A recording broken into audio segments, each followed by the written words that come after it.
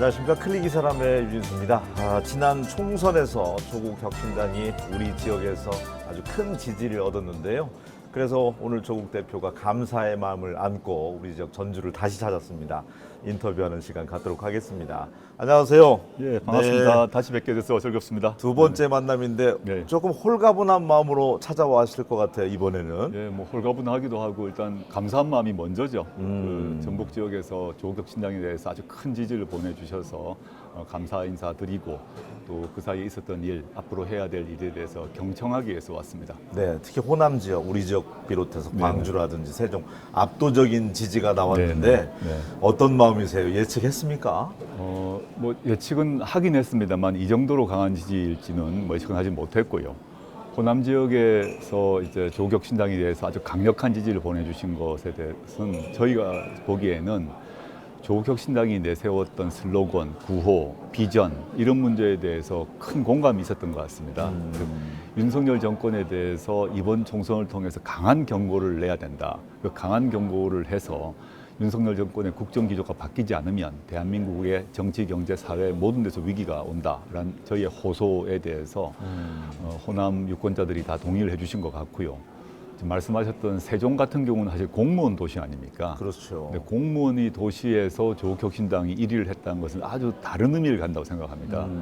공무원들이 어떻게 보게 되면 집권 여당에 대해서 뭐 눈치를 봐야 될 입장일지도 모르는데 전혀 다른 선택을 했다는 것은 뭐냐 하면 우리 사회의 공무원들도 현재 정부가 지금 벌이고 있는 각종 정책이나 등등에 대해서 심각한 문제 제기를 하고 있다, 의문을 품고 있다는 점을 반증하는 사례라고 보고 있습니다. 그러니까 검찰 독재 정권의 조기 종식이라는 슬로건이 어떻게 보면 이제 매운맛이 좀 그리웠던 분들에게 확 네. 와닿았던 것 같아요.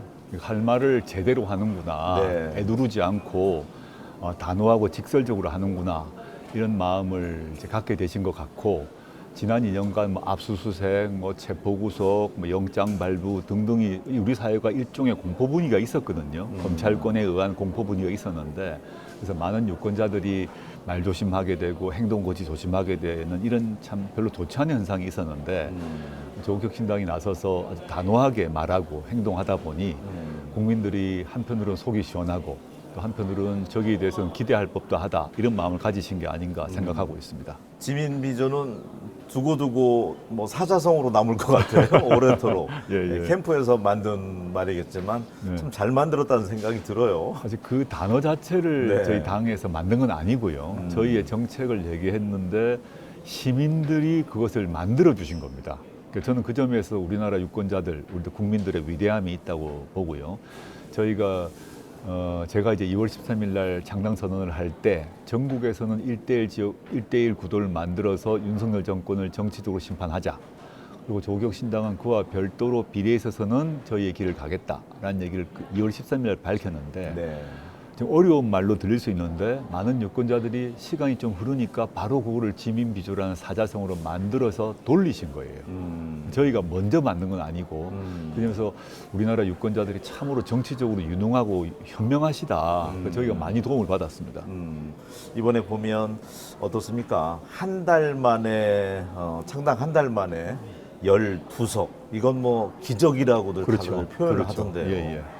정말 놀라운 일이고, 실제 대한민국 정치사에서 이런 일은 한 번도 없었지 않습니까? 그 점에 있어서 뭘 조국 혁신당이 잘했다 이런 것보다는 저는 현재 우리나라 국민들이 매우 놀라운 선택을 하셨다고 봅니다. 우리나라 국민들께서 이번 총선의 의미를 어느 누구보다 잘 깨닫고 계셨고 직시하고 계셨고, 그 점에서 조국 혁신당을 자신의 의사를 관철시키는 도구로 선택해 주신 거라고 저는 보고 있습니다. 네. 물론 조국 혁신당이 택했던 여러 가지 정책이나 뭐 전략이나 이런 점에 있어서 뭐 유능했다는 말씀도 하시는 걸 들었는데, 그것보다는 더 중요한 것은 저희가 아주 신생정당에 불과하기 때문에 미숙한 게 많거든요. 부족한 게 많거든요. 그걸 다 아시면서도 왜 국민들이 이 선택을 했을까? 그게 훨씬 중요하다고 생각하고 있습니다. 윤석열 정권을 심판해야 된다. 심판하려면 누구에게, 어느 정당에게 요번에 표를 몰아줄 것인가? 이 선택을 국민들이 전략적으로 하셨다고 봅니다. 또 전북, 넓게 해서 호남, 지역 유권자들도 왜 그런 선택을 했을까? 이유가 있다고 생각하고, 저희는 그 그 호남 유권자들의 전략적 선택을 존중하고 그 마음을 읽고 앞으로 의정 활동을 할 생각입니다. 그리고 무엇보다도 고른 득표를 했더라고요. 예, 예, 맞습니다. 대구 지역에서도 10% 이상 네네. 나왔고 선거 전에 여당에서도 2030은 뭐 지지율이 약하다, 네. 뭐 제로라는 표현까지 썼는데 그것도 아니더라고요. 네네. 나중에 보니까. 결과적으로 보게 되면 이번 총선의 유권자 지형을 보게 되면 지역적으로 매우 고른 지지를 받았고 네. 세대별로도 고른 지지를 받았습니다. 물론 어느 지역, 어느 연령층이 높고 낮음은 있습니다만은 전체적으로 봤을 때는 전 세대에서 고른 지지를 받고 있는 정당, 그리고 전 지역에서도 고른 지지를 받는 정당이 되어버렸습니다.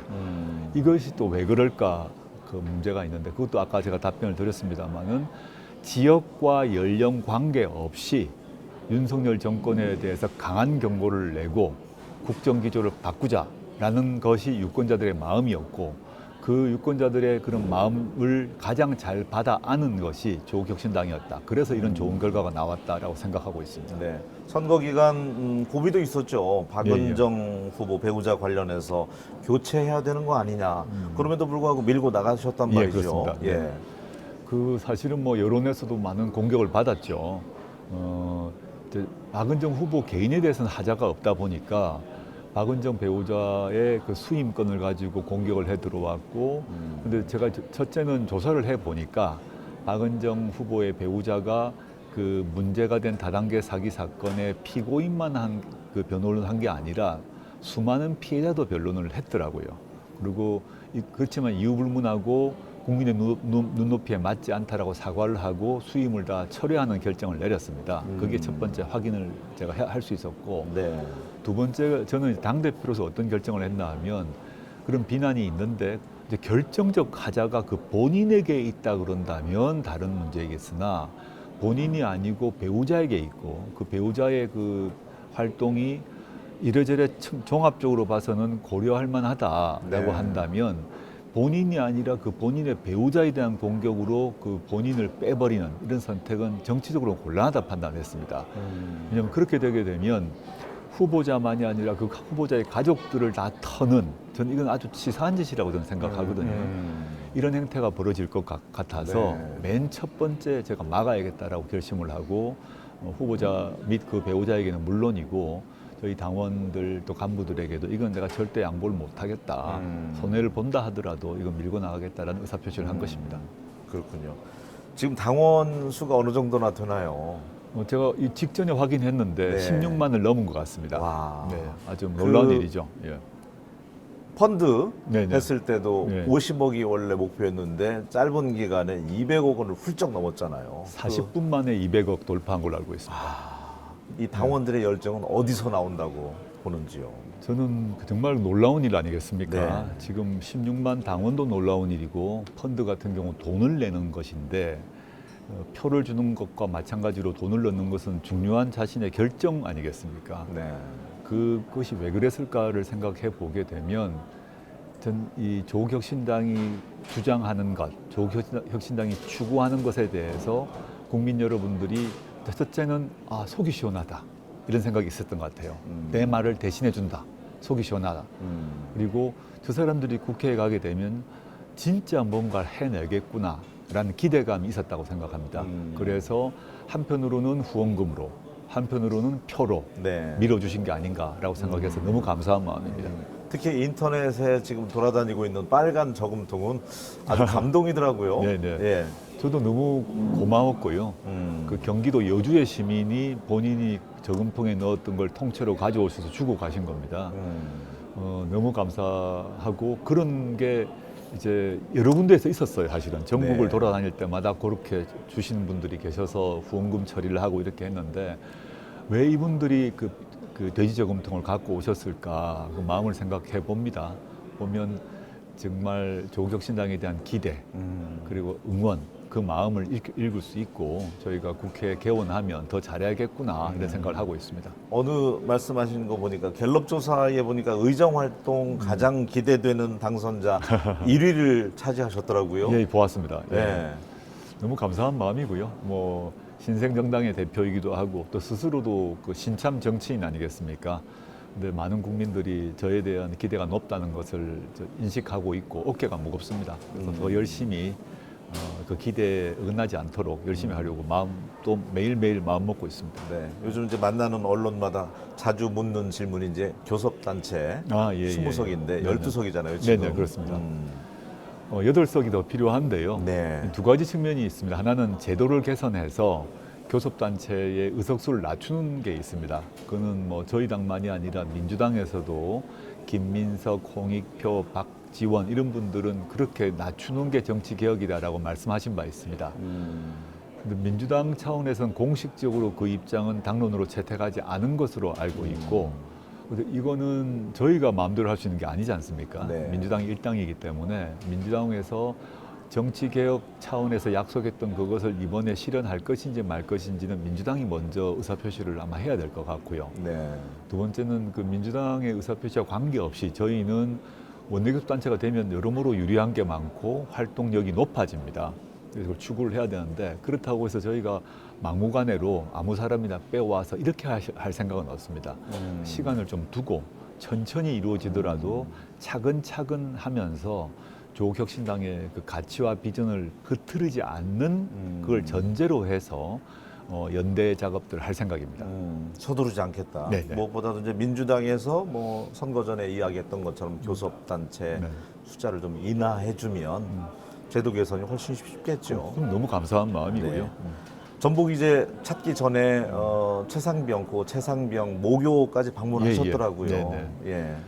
이제 통상 방문을 하게 되면 전주를 먼저 방문하기 마련인데 이번에는 익산을 먼저 방문하기로 결정을 했습니다. 뭐 너무 잘 아시다시피 우리 최수근 상병의 모교가 있는 곳 아닙니까? 네. 또 최상병의 고향은 남원입니다. 남원 출신으로 원광대에서 학교를 다니다가 군입대에서 비극을 맞이했는데 어디 첫 번째 지역 이제 방문 선택할 때 호남을 선택하고 그럼 호남에서 어디냐 했을 때 전 최상병을 추모해야겠다는 마음을 먹었습니다. 그래서 당선자 전원을 다 모시고 학교에 가서 인사드렸고 원광대에서도 부총장님 등이 나오셔서 아주 잘 맞이해 주셨고 서로 최상병권을 어떻게 추모 계속할 것인가 학교 차원에서 또 저희는 국회 차원에서 이걸 어떻게 풀 것인가 얘기를 좀 나누었습니다. 그리고 윤 대통령에 대해서도 10가지 요구사항을 제시하셨더라고요. 사실은 이제 어젯밤에 좀 준비를 했던 것인데요. 네. 조금 제가 메모를 해둔 것을 좀 정리했다가 오늘 아침에 서울을 떠나면서 올리고 떠났습니다. 저는 뭐냐면 이제 윤석열 정권에 대한 심판이 내려졌지 않습니까? 전 총선에서 국민들은 명확한 입장을 표시를 했습니다. 그 10가지는 단순히 제 머릿속에 나온 게 아니라 지난 총선 기간 동안 전국을 돌면서 많은 거리의 시민들이 저한테 하신 말씀들입니다. 그걸 제가 다 메모를 해뒀다가 정리를 해보니까 10가지 정도로 정식화가 되더라고요. 그래서 총선이 끝났고 그리고 또 앞으로 조만간 이재명 대표와 윤석열 대통령이 만나는 걸로 알고 있는데 저는 야당 대표 중에 한 사람으로서 거리에서 들었던 국민들의 마음, 그 민심을 그대로 가감하지 않고 그대로 전달하는 것이 저의 그 의무라고 생각합니다.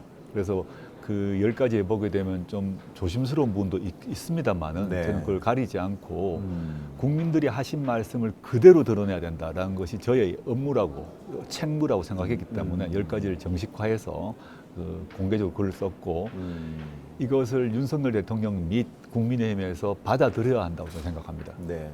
인사 관련해서는 국민들 민심과는 자꾸 엇박자 행보를 지금 네, 한다고 네, 네. 보여지는데 정진석 비서실장이 임명이 됐잖아요. 네, 네. 이 부분에 대한 견해는 어떠세요? 저는 제가 이제 아침에 출발하면서 그 소식을 들었는데 제가 이제 우리 김보엽 대변인, 강미정 대변인 명의로 이미 그 버스 안에서 기차 안에서 입장문을 네. 정리해서 발표를 했습니다.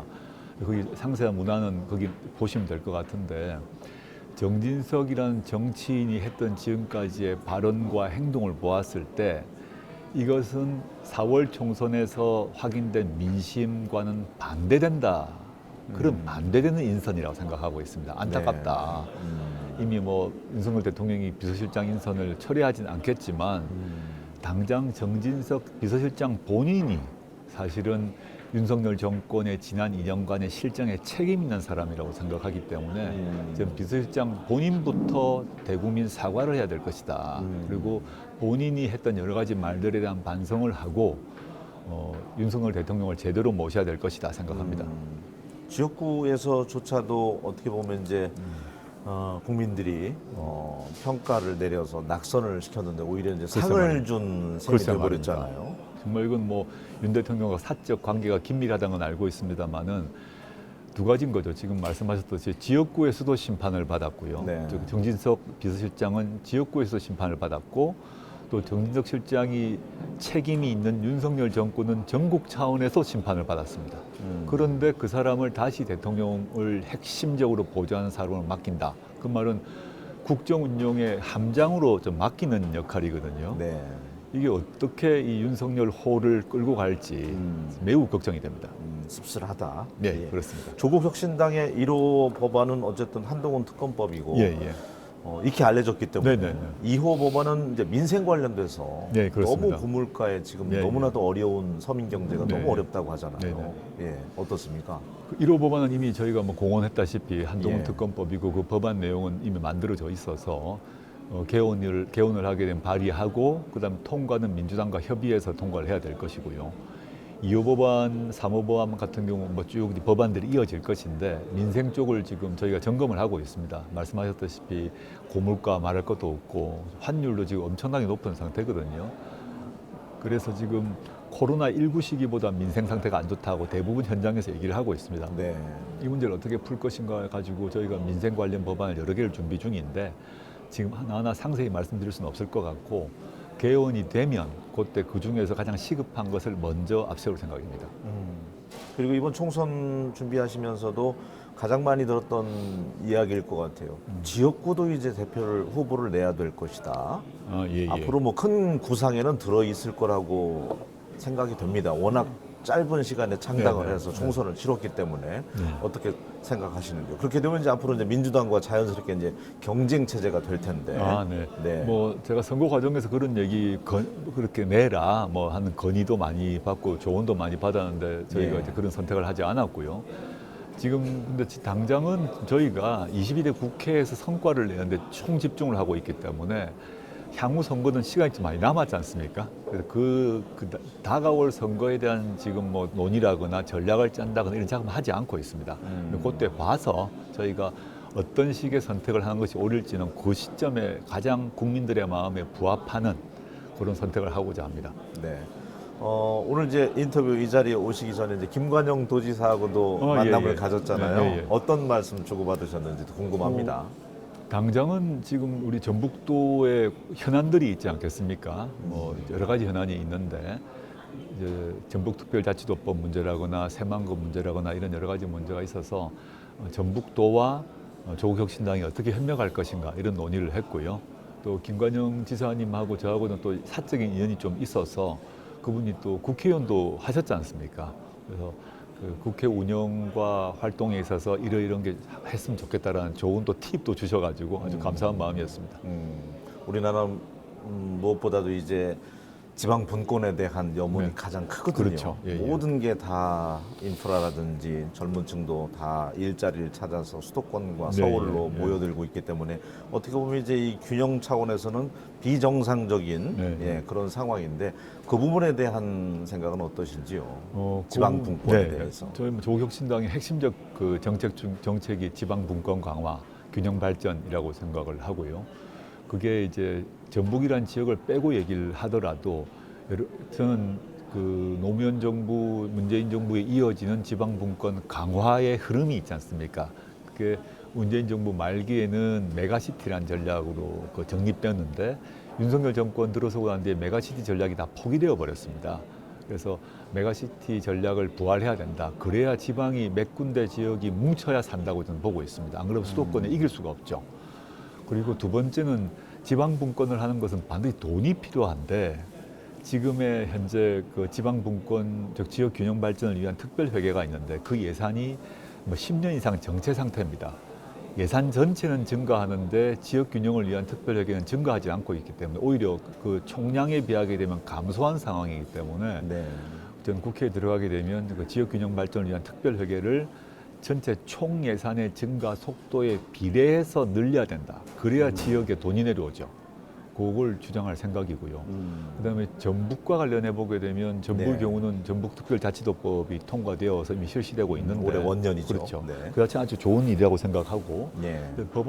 법률안을 좀 보게 되면 다른 건 다 좋은데 이 재정 문제가 좀 취약한 것 같습니다. 그래서 그 재정 문제는 제가 조금 전에 말씀드렸던 균형 발전을 위한 특별회계가 회계비가 정체되고 있다는 것과 연결되어 있는데 특별자치도를 만들게 되면 그에 해당하는 재정의 어떤 자립 또 그 투입되는 돈의 증가가 반드시 필요한데 그게 지금 없는 상태라고 저는 알고 있습니다. 그래서 그 문제도 저희가 좀 그 눈여겨보고 변화를 만들어 보려고 하고 있습니다. 네. 자, 마지막으로 의대 증원 문제는 지금 뭐 아파도 병원에 못 가는 분들이 많은데 네. 정부 스스로 맡겨놓기에는 불안하고 야당에서 적극적으로 좀 개입을 해야 된다는 얘기가 있는데 어떤 생각이신지요? 의대 정원 문제 같은 경우는 윤석열 대통령이 직접 나와서 담화문도 발표했습니다만 사실은 아무런 해결책을 제시 못하고 있습니다. 저희 다행히 조국혁신당에는 김선민 당선자가 그 의료복지 문제에서 최고의 전문가 중에 한 명이라서 그 의대 정원이 필요하다는 건 누구나 다 알고 있습니다. 그런데 증가된 의료 인력이 어디에 일할 것인가가 매우 중요하거든요. 네. 그렇지 않고 늘려두면 모두 서울로 가게 됩니다. 지금 현재 우리나라 의료에서 부족한 부분이 지역 공공의료 분야가 약하고 그 다음에 이제 통상 말하는 인기 없는 과, 그래서 돈이 별로 안 벌리지만 국민들의 건강 관련해서는 매우 긴요한 그 부분은 따로 늘려야 되거든요. 네. 특히 필수 의료. 그렇죠. 예. 필수 의료 분야라고 이제 통상 얘기하는 지역의 공공 의료 분야와 필수 의료 이 부분을 증가해야 되는데 그런 것 없이 수만 늘리게 되면 실제 국민들의 의료 서비스는 높아지지 않죠. 이 점을 강조하는 것이 조국혁신당의 방침이고 김선민 당선자가 그 문제를 책임지고 할 것으로 기대하고 있습니다. 알겠습니다. 오늘 1박 2일 일정으로 또 네네. 감사의 마음을 안고 네. 우리 전북특별자치도를 찾아주신 조국 대표와 함께했는데 앞으로도 자주 좀 오셨으면 네, 좋겠습니다. 그렇게 하겠습니다. 네, 네, 많이 함께 불러주십시오. 해주셔서 감사합니다. 고맙습니다. 네. 예, 고물가 시대에 국민들 하루하루 삶이 참 팍팍합니다. 의대 증원 문제 해결이 안 돼서 아파도 병원에 가지 못하고 불안하게 하루하루 보내고 있는 환자분도 참 많은데 모든 게 제자리를 좀 찾아갔으면 좋겠습니다. 저는 다음 시간에 다시 인사드리겠습니다. 고맙습니다.